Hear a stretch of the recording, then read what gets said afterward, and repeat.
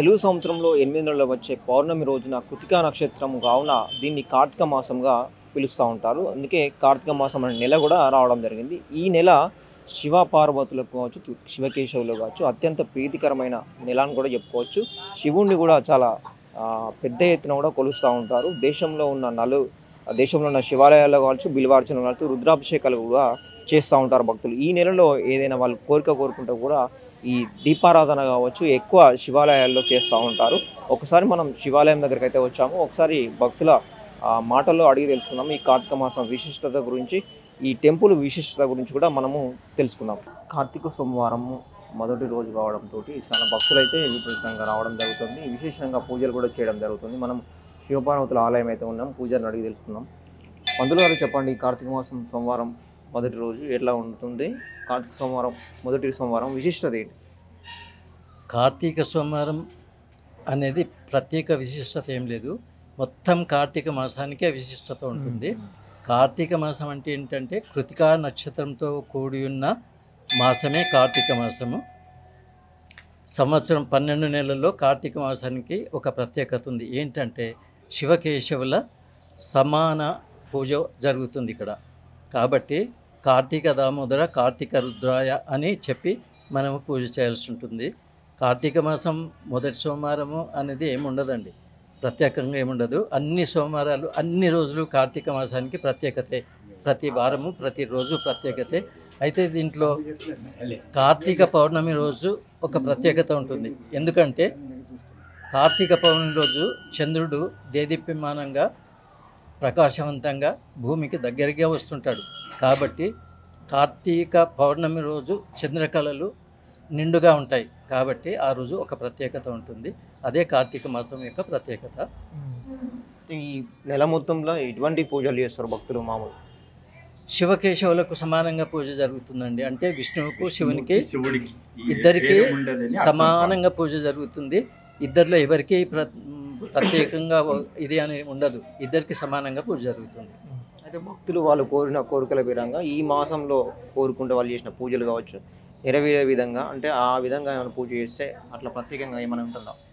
ప్రత్యేకంగా విశిష్టత అంటే కార్తీక పురాణం చదివి తెల్లవారుజామున ఉదయమే లేచి 5 గంటలకు సూర్యోదయం పూర్వమే కార్తీక స్నానం చేసి ఆచరించి కార్తీక పురాణం చదువుకొని ప్రత్యేక పూజ చేయడం వల్ల ఇష్ట కోరికలు ప్రతి కోరిక కానీ నెరవేరుతాయని చెప్పబడుతుంది.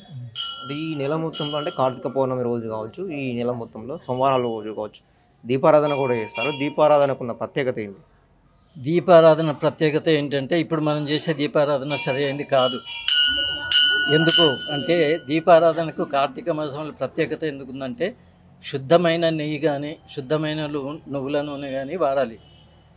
అసలు శుద్ధమైన నూనెనే లేదు. కాబట్టి వాతావరణ కాలుష్య నివారణ కొరకే శుద్ధమైన నెయ్యి కానీ శుద్ధమైన నువ్వుల నూనె కానీ వాడాలని చెప్పబడింది శాస్త్రంలో. కానీ మనం ఇప్పుడు వాడుతున్నది మొత్తం కల్తీ నూనె. దీనివల్ల వాతావరణ పారిశుద్ధ్యం పాడైపోతుంది. ఓకే, వాతావరణ పారిశుద్ధ్యం జరగాలంటే శుద్ధమైన నూనె శుద్ధమైన నెయ్యి వాడాలి. అదే ప్రత్యేకత. ఆకాశ దీపం అని ఉంటుంది. ప్రతిరోజు ధ్వజస్తంభం దగ్గర ఆకాశ దీపం ప్రతిరోజు వెలిగిస్తారు. కార్తీక మాసం దీప ప్రజ్వలం ప్రత్యేక శ్రేష్టం అన్నమాట. ఇంకోటి ఏంటంటే కార్తీక మాసంలో 365తో ఇంట్లో ఎంత ఫ్యామిలీ ఉంటే ఆ 365 వత్తులతో ఒక ఉండలాగా వేసి చేస్తారన్నమాట. అది ప్రత్యేకత. ఇంకోటి ఉదయం బ్రహ్మముహూర్తంలో లేచి స్నానాలు లేచి ఉదయం సాయంత్రము కంపల్సరీ చేయాలి. చేస్తే అది మంచిది. ఈ మానవ ఇప్పుడు స్వామి అన్నాడు కదా, శివకేశవులకు భేదం అనేది అది లేదు. ఈ మాసంలో శివుడి గుడిలో పోయి శివనామం చేయండి, విష్ణు గుడిలో పోయి శివనామం చేయండి అన్నది ఏంటంటే శివకేశవులో భేదాలు లేదు. ఈ శైవ వైష్ణవ అనేది ఒకటే అనేది. ఈ ఆలయం గురించి చెప్పండి. ఈ ఆలయం యొక్క ప్రత్యేకత ఏంటి? ఇది శివపార్వతి టెంపుల్. శివపార్వతి టెంపుల్ అంటారు దీన్ని.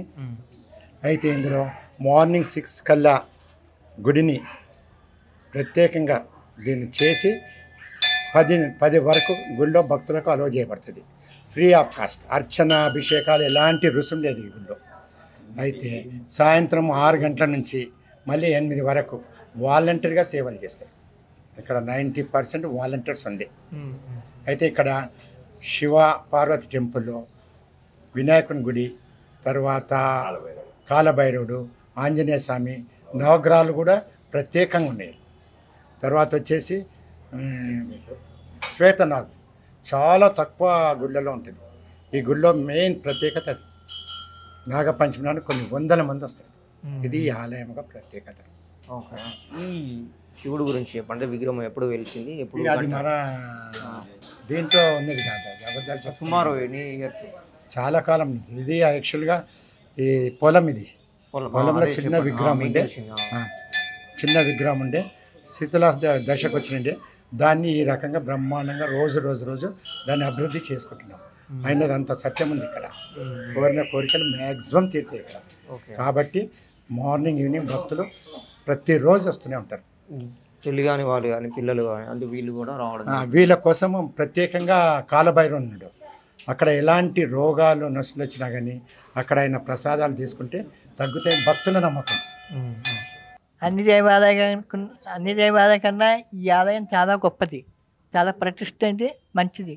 ఇది ఎప్పుడో నేను రాకముందు నుంచి ఉన్నది, ఇది అప్పటి సో కార్తీక సోమవారం కావచ్చు, ఈ మొదటి సోమవారం కావచ్చు, భక్తులు అయితే దీపారాధన కావచ్చు, వెలియడం కావచ్చు, శివుని మొక్కడం కావచ్చు, రుద్రాభిషేకం చేయడం కావచ్చు, పాలు వేయడం కావచ్చు. ఈ ఆలయంలో కాలభైరవం సంబంధించి ప్రత్యేకంగా ఇక్కడ ప్రతిష్ట చేసినట్టు లింగ శివలింగం కావచ్చు, ఇవన్నీ కూడా ప్రత్యేకత అని చెప్పుకోవచ్చు. స్వయంగా వీళ్ళు ప్రతిష్ఠించిన కొన్ని సంవత్సరాల నుంచి కూడా చాలా ప్రత్యేకమైనది కూడా చెప్తా ఉన్నారు. ఎవరైనా భక్తులు కూడా కోరికలు కోరుకొని శనివారం వచ్చి చెట్టు దగ్గర అయితే పూజ చేస్తే, దాని చుట్టూ తిరిగి పూజ చేస్తే కూడా శనివారం రోజు మంచి జరుగుతుందని చెప్పేసి కూడా పూజారిగా చెప్తున్నారు. ఒకసారి మనం భక్తుల గురించి అడుగు తెలుసుకుందాము. ఒకసారి భక్తులు ఇక్కడ ఎప్పటి నుంచి వస్తున్నారు, ఇక్కడ ఆలయం గురించి ప్రత్యేకత ఏందని చెప్పేసి వాళ్ళ మాటలను అడిగి తెలుసుకుందాం.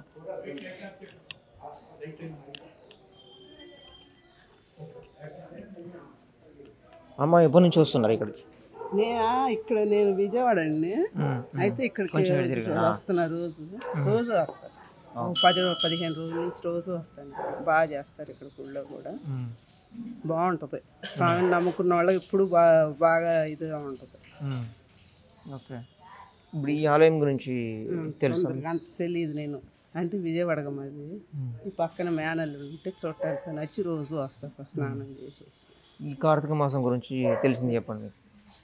కార్తీక మాసం స్వామి గురించి చెప్పేది ఉంది. ఆయన అంతా సర్వ ఇది, ఆయన బాగా, ఆయన నమ్ముకున్నాడు ఎప్పుడూ చెడిపోడు, బాగా పైకి తీసుకొస్తాడు. ఆయన మంచి పవర్ఫుల్గా వెళ్ళ స్వామి, అది మాకు తెలిసిన వరకు. శనివారం వస్తారు, సోమవారం రోజు వస్తాను. రోజు వస్తాను. మా ఊళ్ళో రోజు వెళ్తా, ఇక్కడ కూడా రోజు వస్తాను. విజయవాడ మాది. ఈ రోజు దర్శనం బాగా అయిందా? బాగా బ్రహ్మాండంగా అయింది. ఇక్కడ ఈ గుడి రోజు రోజుకి డెవలప్మెంట్ అవుతూ ఉంది. గుడి ట్రస్ట్ గారు పాపం ఆయన పొద్దున్నే 5 వచ్చేసి అందరికీ అనుకూలంగా ఉండేటట్టుగా అరేంజ్మెంట్ చేస్తున్నారు. ఇక్కడికి కావాల్సిన ప్రజలకి కావాల్సిన సౌకర్యాలు కూడా బాగా చేస్తున్నారు. ఆయనకి ఆయురారోగ్యాలు చేకూరాలని కోరుకుంటున్నాను. అది మీకు తెలిసిన ఈ ఆలయం ప్రత్యేకత? నాకు 20 సంవత్సరాల నుంచి ఈ గుడికి వస్తున్నాను, చేస్తున్నాను. శివలింగ ప్రతిష్ఠ, నాగప్రతిష్ఠ కూడా నేను చేశాను. నాకు అవకాశం భగవంతుడు కల్పించాడు. డబ్బులు ఉన్నా కూడా వాళ్ళకి అవకాశం లేదు, నాకు కల్పించారు. ఈ గుడి ట్రస్ట్ వాళ్ళు కానీ వాళ్ళు చేయాలనుకుంది కూడా నా తరఫున చేయించాల్సి వచ్చింది వాళ్ళు. ఇట్లా ఈ గుడి ప్రతిష్ఠ బాగా పెరిగింది. ఆంజనేయ స్వామి కానీ, కాలభైరవుడు కానీ, లేటెస్ట్గా కాలభైరవుడు చేశాడు. కాలభైరవుడు కూడా బ్రహ్మాండంగా అభివృద్ధి చెందుతుంది. ప్రతి వాళ్ళు దర్శనం చేసుకొని ఆ స్వామి యొక్క కటాక్షాన్ని పొందుతున్నారు. నార్మల్గా కాలభైరవుడు అంటే సపరేట్ ఉంటుంది, అంటే ఏ ఆలయంలో కూడా ఉండదు. కానీ ఏంటంటే ఇక్కడ ప్రతిష్టాలని చెప్పి కోరుకున్నారు కాబట్టి, జనరల్గా ప్లేస్ ఉన్నది కాబట్టి భగవంతుడు ఇక్కడ ప్రతిష్ఠించగలిగారు. అక్కడ అన్ని చోట్ల ప్రతిష్ఠించే అవకాశం లేదు, అక్కడ ఇక్కడ అవకాశం ఉంది కాబట్టి చేయగలిగారు అక్కడ. ఓకే. చాలా రోజులు 20 years నుంచి వస్తున్నాను. 20 years నుంచా? ఎప్పటి నుంచి ఎట్లా అనిపిస్తుంది ఇక్కడ గుడికి రావడము, ఈ ఆలయం మీకు గెలిచిన గురించి చెప్పిన ఆలయం గురించి? మంచిగానే అనిపిస్తుంది. నేను వచ్చినాను. ఈరోజు కార్తీక మాసం సోమవారం కదా, సో మామూలుగా ఏం చేస్తారు పూజలు ప్రత్యేకంగా? ఏం చేస్తారు, దీపం పెడతారు, ఎవరు చేసేది వాళ్ళు చేసుకుంటారు, అభిషేకం చేపిస్తారు, దానాలు చేస్తారు. దీపం పెట్టుకుంటారు. నార్మల్గా గుడి అంటేనే ఒక ఓన్లీ ప్రశాంతంగా ఉంటుంది. దేవునికి ఆ దేవునికి సపరేట్ విగ్రహాలు ఉంటాయి, కానీ ఈ ఆలయంలో ప్రత్యేకమైందంటే ఎక్కువ దేని గురించి వస్తారు ఈ ఆలయంకి? ఈ దేవునికి ఇదే ఈశ్వరుడి గురించి వస్తారు, పరమేశ్వరుని గురించి. దర్శనం బాగా అయిందా? దర్శనం బాగా అవుతుందా? ఎప్పుడైనా బాగా అవుతుంది. మేము చాలా సంవత్సరాల నుంచి వస్తున్నాం. మీకు తెలిసిన ఈ దేవుడు ఆలయం చాలా గురించి చెప్పండి. మహిమగల దేవుడు అని వస్తున్నాం. మాకు ఇక్కడ దగ్గరలోనే ఇల్లు. ఓకే, ఇప్పుడు ఈ ఆలయము అన్ని దేవుళ్ళు ఉన్నారు కదా, ప్రత్యేకంగా దేని గురించి వస్తారు ఎక్కువ భక్తులు? శివుడు, శివుడు, నాగదేవత అన్నీ. ఓకే, ఈ కార్తీక మాసం ప్రత్యేకత అంటే మీరు ఏం చెప్తారు? కార్తీక మాసం ప్రత్యేకత అంటే మన హిందువులందరికీ అదొక పండగ అన్నమాట.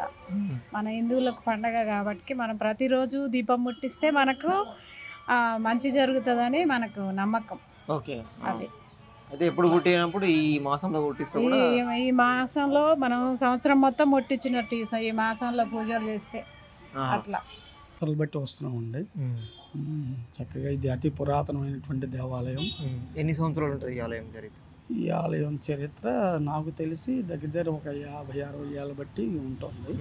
అయితే ఇక్కడంతా స్వయంభూగా వెలిసినటువంటి ఈశ్వరుడు, అలాగే నెక్స్ట్ కాలభైరవుడు, అలాగే నాగదేవతలు, అలాగే నవగ్రహ దేవతా మండపాలు, అలాగే ఆంజనేయ స్వామి అందరూ కూడా చాలా ఒక రకంగా చెప్పాలంటే ప్రతిరోజు పర్వదినమే. ఎందుకంటే ఈ మాసం కార్తీక మాసం శివుడికి చాలా ఇష్టమైనటువంటి మాసం. అందులోకి కార్తీక సోమవారం చాలా ఉపవాసాలు చేస్తే కూడా చాలా మంచిది. అలాగే నెక్స్ట్ మిగిలినటువంటి రోజుల్లో కూడా ఏ రోజుకి సంబంధించినటువంటి దేవతలు ఆ రోజుని మనం దర్శనం చేసుకునేటటువంటి విధంగా ఇక్కడ ఆలయ కమిటీ వాళ్ళు ఇక్కడ చక్కగా అన్ని దేవతలను కూడా ప్రతిష్ఠించడం జరిగింది. సో సోమవారం ఈశ్వరుడి దర్శనం చేసుకోవచ్చు, మంగళవారం ఆంజనేయ స్వామి దర్శనం చేసుకోవచ్చు, అట్లాగా.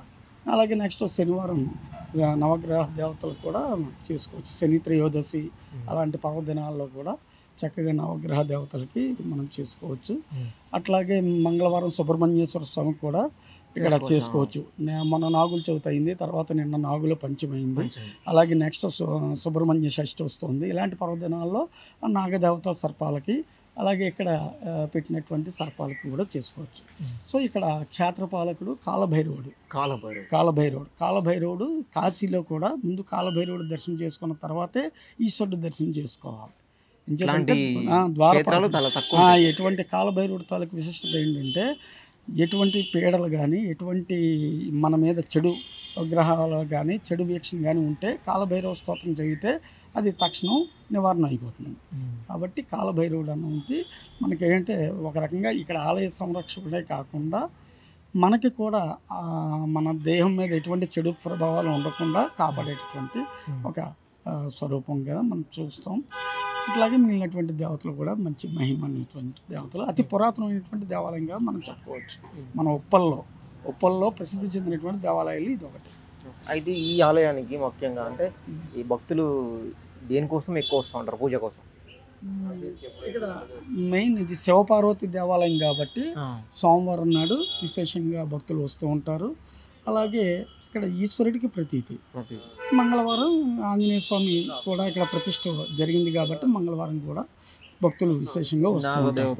అలాగే మంగళవారం సుబ్రహ్మణ్యేశ్వర స్వామి నాగదేవతలు కూడా ఉంటారు. అలాగే శనివారం నాడు నవగ్రహ దేవతలు కూడా ఉన్నారు కాబట్టి మొత్తం సూర్యాది నవగ్రహ దేవతలపై వాటి తాలూకు మెయిన్ శని త్రయోదశి తైలాభిషేకాలు అవి కూడా జరుగుతాయి ఇక్కడ. సో అన్ని రకాలుగాను కూడా సమస్తమైనటువంటి విశేషమైనటువంటి దేవతలు కొలువు తీరినటువంటి ప్రదేశంగా మనం చెప్పుకోవచ్చు. Thank you. ఓకే, నా పేరు జయంతి సూర్య వెంకట కామేశ్వర శర్మ. ఇక్కడ నేను ఉప్పల్లోనే ఉంటున్నాను.